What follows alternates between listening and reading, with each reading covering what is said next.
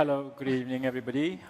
Thank you for staying till late. My name is Eugene Tang. I am the business editor at South China Morning Post. And folks, the five of us are all that remains between them and the party tonight. So we're going to keep this last session quick and snappy, yeah? So we're here to talk about how to get startups to ready for a Series A stage. Together with us on the stage, we've got Edith, you already know, everybody knows from the previous session. She's with 500 startups, and she has already been investing in more than 40 companies in China, including Day Cook and 9gag. Next to her is Norma Chu, the founder of Day Cook. She's today managed to close Series B. Congratulations. Thank you. Very well done. Yay. Thanks. So we'll have more to share from her later on. And of course, we've got Ray Chan, the founder of 9gag here in Hong Kong. Started in 2008, a global audience of 150 million per month, and 70% of them younger than the age of 24, way out of my kind of generation. And last but not least, we have Roland, who is the managing partner at Cocoon Ignite Ventures, a community of 20,000 members. This is a community responsible for investments, education, and entrepreneurship. And he looks after the investment side. So we've got people here whose mission is to feed people and to make people happy and laugh. And these two folks, they are responsible for distributing funds. So we've got a good and potent combination. So why don't we start with opening remarks by everybody. So the topic is, how do you get companies, startups, to ready for Series A stage for investors? So starting with you, Edith, if we can, talk about your experience of investing. You have invested in more than 40 companies. You probably look at 10, 20 times that number of companies all the time. What are you looking for in terms of startups? So really quick, 500 startup actually focus on more early stage. So for the 40 investment that I've done so far, you realize that many of them, when I invested, are like from the one that I invested from 2 years ago. Now, most of the early stage will raise about 18 months, and so in terms of run rate. Then now 2 years later, recently I get probably every month 2 or 3 of now raising follow-on rounds. So what I look at is actually quite different from what Series A investor look at. Having said that, I think a lot of times, again, it depends on you're doing B2C versus B2B versus last year I was really into VR, right? VR. Last year. Okay. This year is a little bit different. Okay. So it depends on what category of startup that you look at. We will sort of push certain metrics that ideally will be good for that particular CEO that about to raise a larger size of funding. Their expectation, regardless if it's a B2C mobile app, they may or may not expect you to monetize right away, but I need to see like month-over-month growth at least 10-20%. Or if you're SaaS or B2B, you better be making money from day one. Then a lot of these questions will be about, okay, do you understand your sales cycle? Who's the decision maker? Like how many folks that do you have in the pipeline? There's a whole set of different questions. So it really depends. Okay, so the short answer is it really depends. Okay. Yes. Norma, congratulations again. Thank you. So if you cast your mind back to before you got to your Series A funding, what was it like? What was it like? It was like a roller coaster. How many doors were shut in your face before you finally hit your Series A? Well, we got off Series A at the beginning of last year, 2016, but we really kicked off the process in the middle of 2015. So during those 6 months' time, I probably met up with 40, maybe around 40 funds. Yeah. So one of them led, so 39 doors shut. 39, okay. And what were they looking for in you when you met them? I think I would look, when I think back, I think it's really 3 main components. Like going back to the 3 Ps, right? People, product, and profits. I think for investor, I'm not sure if I'm right, but they really look at the founder, whether we have passion in what we're doing. So really look at the people. And at that time, I've got a lot of feedback from all these investors that shut doors in my face. But it's really good because they give me a lot of feedback. So one thing they would look at is the team, like the management team. Do we have what it takes to get to where we want to go?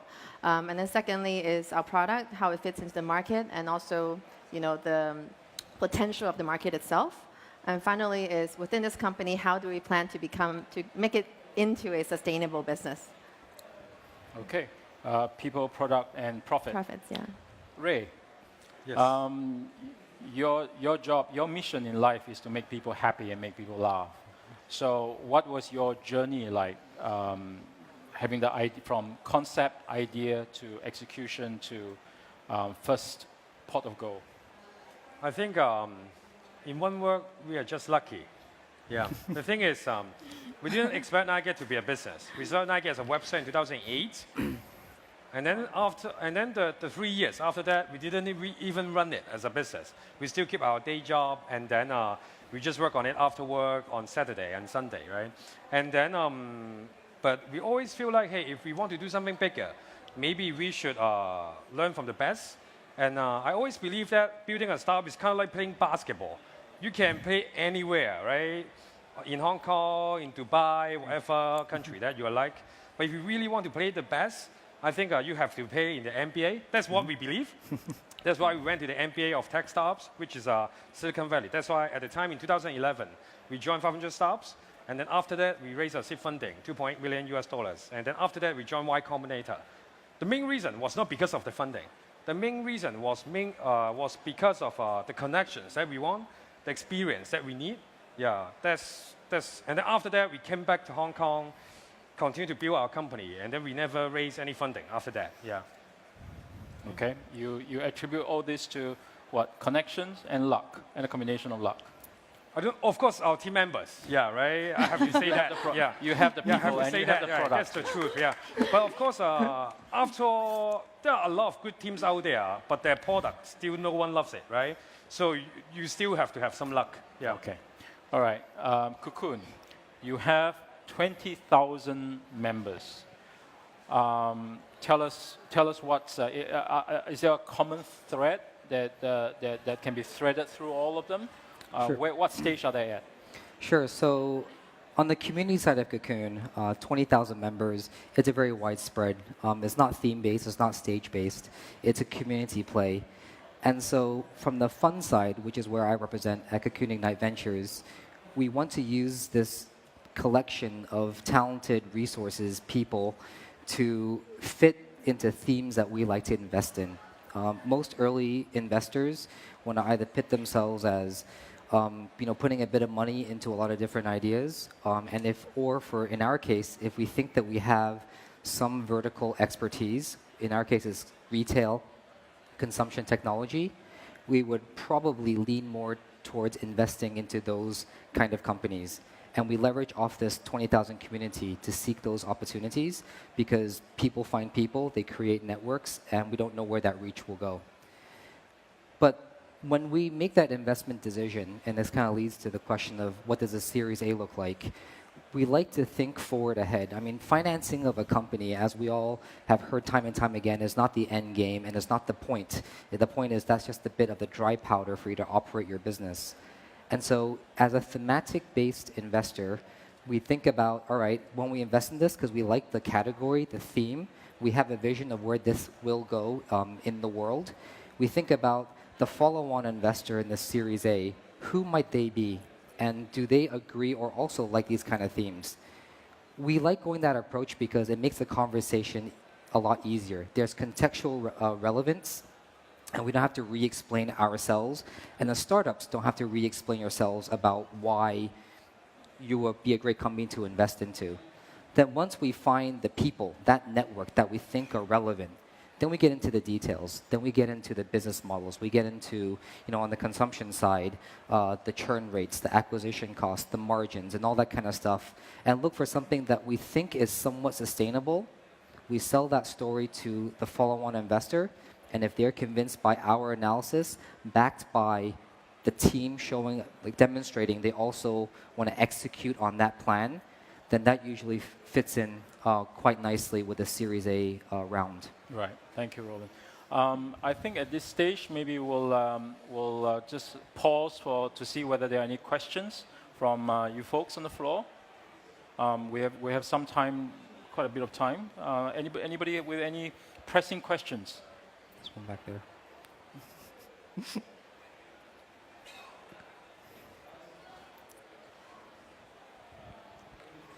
Hi. Hi, yeah. My name is Ricky. I actually want to know more about, as an investor yourself, it's probably more question for Edith.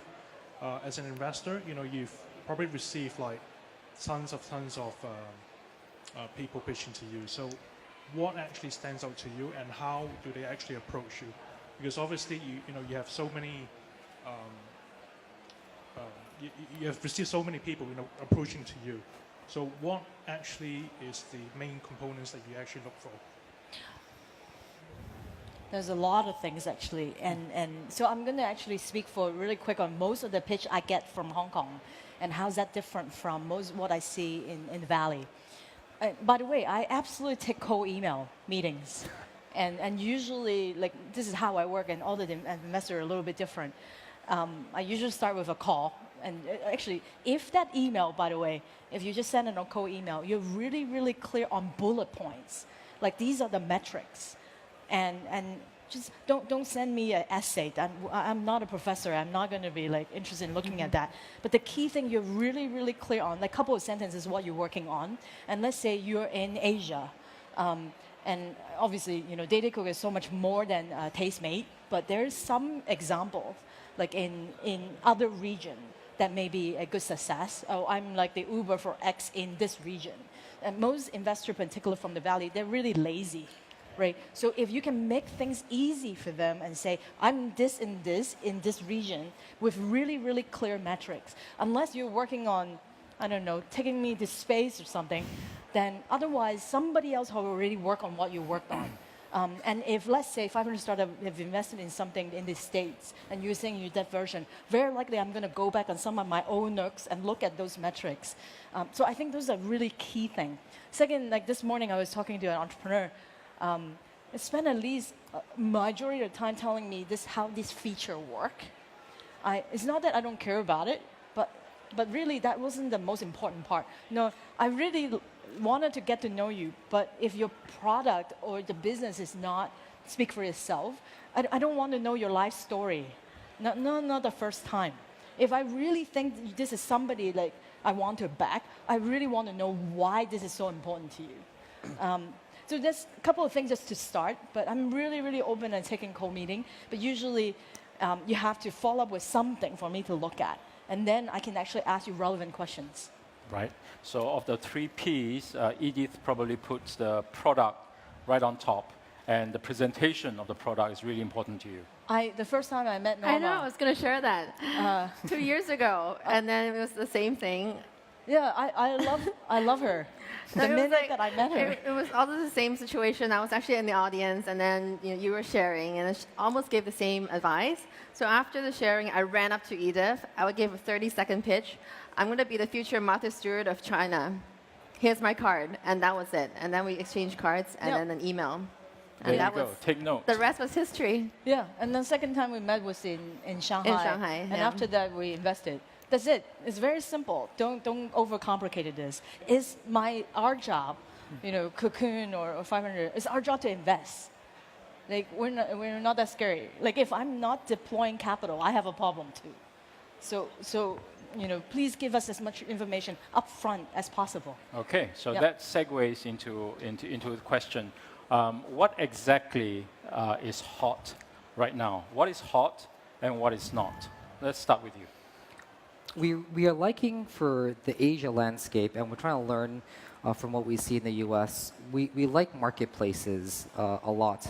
Anything consolidated that can create a community, so I can study behavioral habits from the transaction perspective and analyzing how that transaction works is very interesting and hot, as opposed to a lot of businesses that might be driving traffic and then putting an ad model on top of that. We're not so interested in that, but more marketplaces that drives actual transactions, and they can do it by, by peers talking about stuff you should be looking at. So we like the whole KOL space. We like the whole buying through your friends and buying through people you trust, and not so much pure advertising. And I think that's relevant for a very fragmented market here in Asia. All right. Edith, you're past your VR stage. So Yeah. what are you? What's hot now? I drink enough the VR Kool-Aid, so no more on that. So in terms of investment, I think that 500 Startup love marketplaces. We do really well with SaaS commerce and content. I think that it depends, right? And whenever I go back to Silicon Valley, I just love the fact that I get to see some crazy stuff. Like I've been studying and learning about like CRISPR-Cas9. I would never be able to really understand it, but I just think that it's amazing. That's real science. Or autonomous car, or AI is obviously a blockchain, or recently ICO is like the buzzword. And I just felt like there's so much to learn. Having said that, I think most of these are B2B. I'm fascinated by all these really cool science, but we invest in a business. So at the end of the day, it's that founder know-how of that particular vertical. There are actually a lot of VR training companies monetized really, really well, but have nothing to do with because VR is really cool. It's because they really understand how to sell it to MBA teams or various different training institution. I think there's just so much to learn, but we're still going to go back to sort of the marketplaces we look at. There's a lot of just key metrics. Still go back to the fundamentals. All right. Okay. If there are there's a question there. Yes, I've got a question. My name's Tim Lee from Veredictum out of Australia.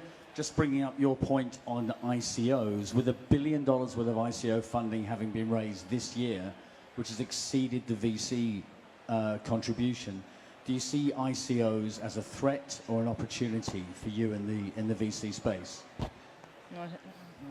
Usually with mass fundraising, we always are concerned about, as investors, the information dissemination that happens during that offering.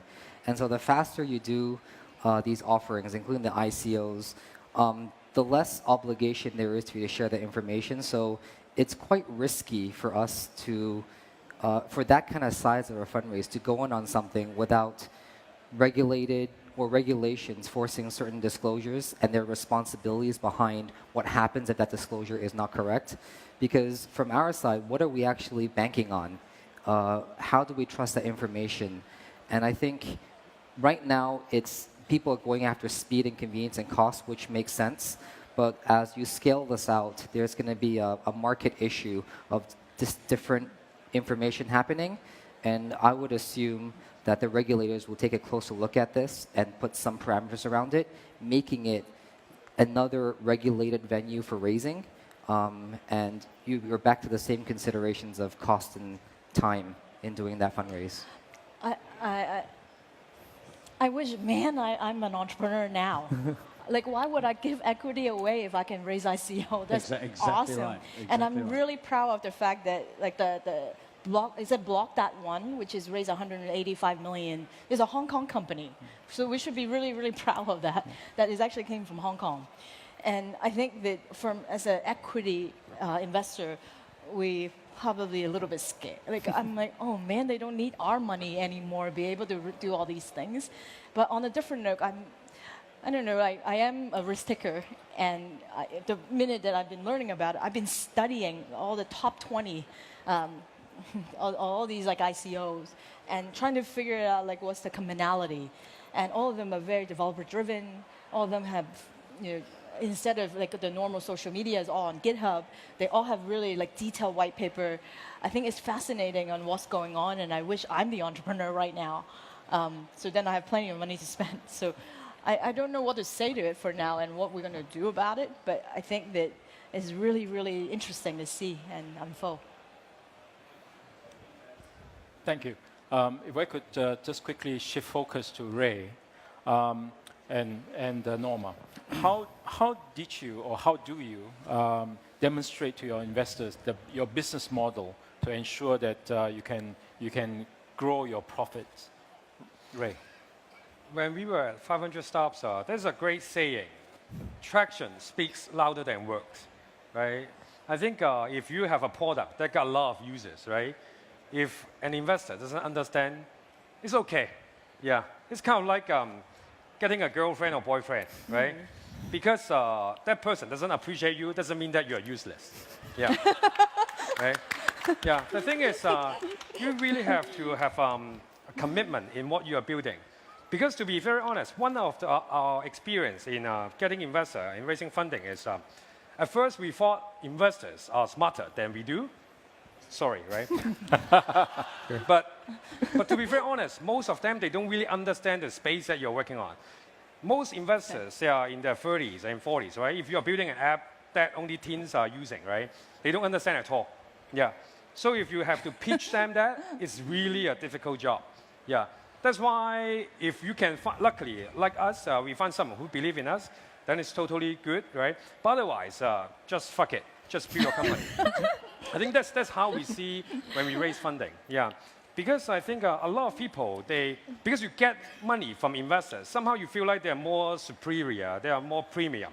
No, they're normal human beings. But sometimes they started the companies earlier than you, or maybe they're luckier than you do, yeah, or more hardworking than you do. And then that's why they are more successful at this moment than you do. Yeah. Yeah. Yeah, read my works, yeah. Yeah.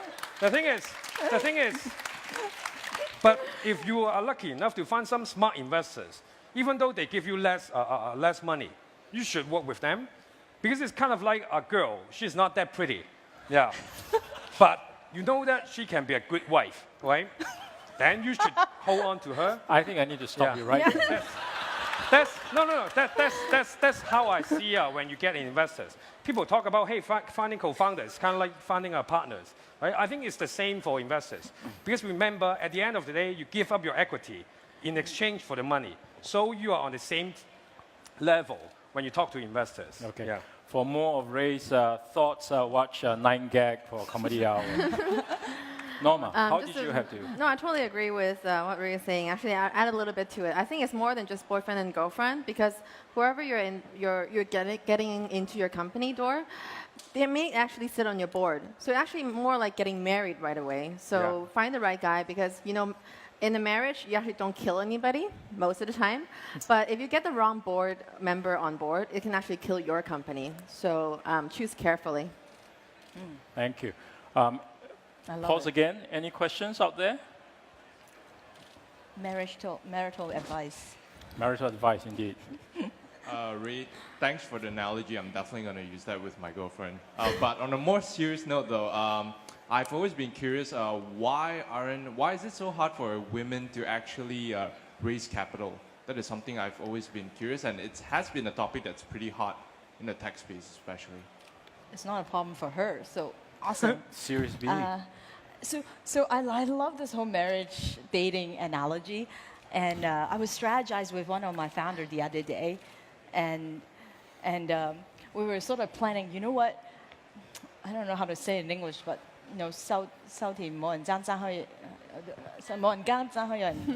whatever, horrible Cantonese now. And so you sort of like want to build relationship with a lot of potential suitor, but at the end of the day, you are really, really hot in terms of your numbers. People will chase after you anyway.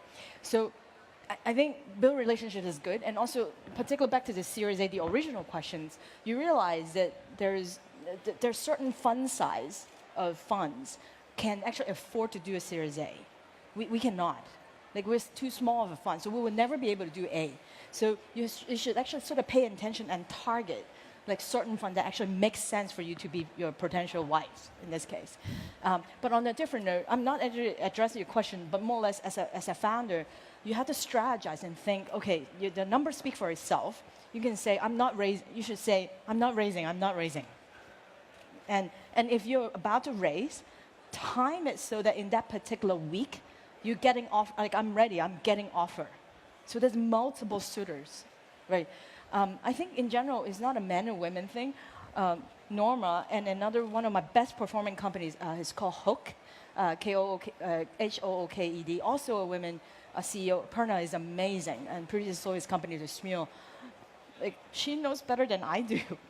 Like, in terms of fundraising, in terms of numbers, it's amazing. So I think it's a matter of like being a better CEO and more prepared when you're going to raise money, and less about it doesn't matter men or women. Less fluff about all these things. Just focus on numbers, numbers, and then automatically you would have tons of investors chasing after you. Well, let's take this courtship analogy a little bit further. So how do you folks handle rejection? You had 39 doors shut in your face before you Edith finally, you had kindred spirit and you found a kindred spirit in Edith. How do you handle rejection? I think it's building mental toughness, right? Which is part of the entire journey in entrepreneurship. I mean, you not only get rejected by your investor. I mean, you have a new product to market. You get rejected by potential clients.